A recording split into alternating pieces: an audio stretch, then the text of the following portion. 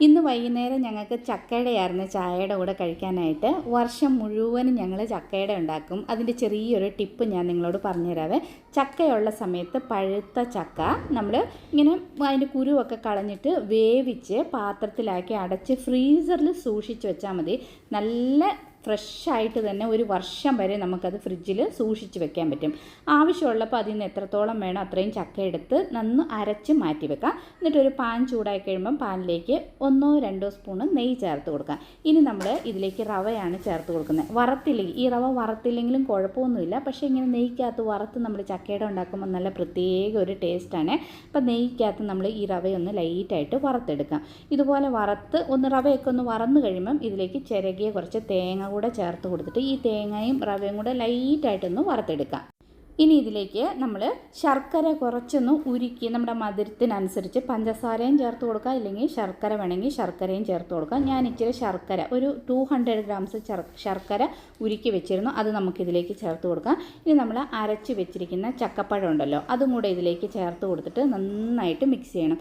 ടേസ്റ്റിന് നമുക്കിതിലേക്ക് ഏലക്കാപ്പൊടിയും ജീരകത്തിൻ്റെ ടേസ്റ്റ് ഇഷ്ടമുള്ളവർക്ക് ജീരകം ചേർത്ത് കൊടുക്കാം.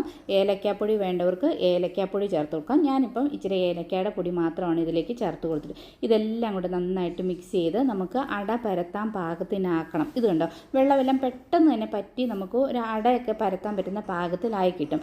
നല്ല ടേസ്റ്റ് ആയിരിക്കട്ടെ. ഇതുപോലെ നമ്മൾ ചക്കയപ്പം ഉണ്ടാക്കുമ്പോൾ നമ്മൾ അരിയൊക്കെ അരച്ച് അരിപ്പൊടി കൊണ്ടൊക്കെ ചക്കയപ്പം ഉണ്ടാക്കി കഴിയുമ്പോൾ നമുക്കൊരു നെഞ്ചരിച്ചിൽ ഗ്യാസ്ട്രിക് അങ്ങനത്തെ കുഴപ്പമൊന്നുമില്ല. നല്ല ടേസ്റ്റുമാണ് ഇതുപോലെ ചക്കയുടെ ആണ്.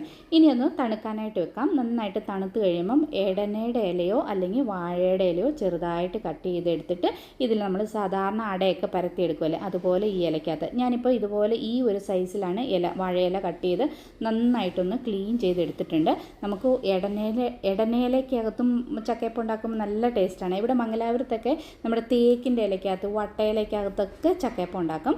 ഞാനിപ്പോൾ വാഴയുടെ ഇലയ്ക്കകത്താണ് ഇതുപോലെ തേച്ച്. നമ്മളിപ്പം കൂട്ടൊക്കെ നന്നായിട്ട് തണുത്തിട്ടുണ്ട്. കൈ ഒന്ന് ചെറുതായിട്ടൊന്ന് വെള്ളത്തിൽ നനച്ചിട്ട് ആവശ്യത്തിനുള്ള മാവെടുത്ത് ഇലയിലേക്ക് വെച്ച് ഇതുപോലെ നന്നായിട്ടൊന്ന് പരത്തിയെടുക്കാം. ഇതിപ്പോൾ നമ്മളെല്ലാവരും സാധാരണ ചെയ്യുന്നതാണ് ഇതുപോലെ ചക്കയപ്പൊക്കെ. ഇത് കണ്ടോ, നന്നായിട്ട് ഇതുപോലെ കനമില്ലാതെ കുറച്ച് കനം കുറച്ച് പരത്തി കഴിയുമ്പോൾ നല്ല ടേസ്റ്റ് ആയിരിക്കും കേട്ടോ.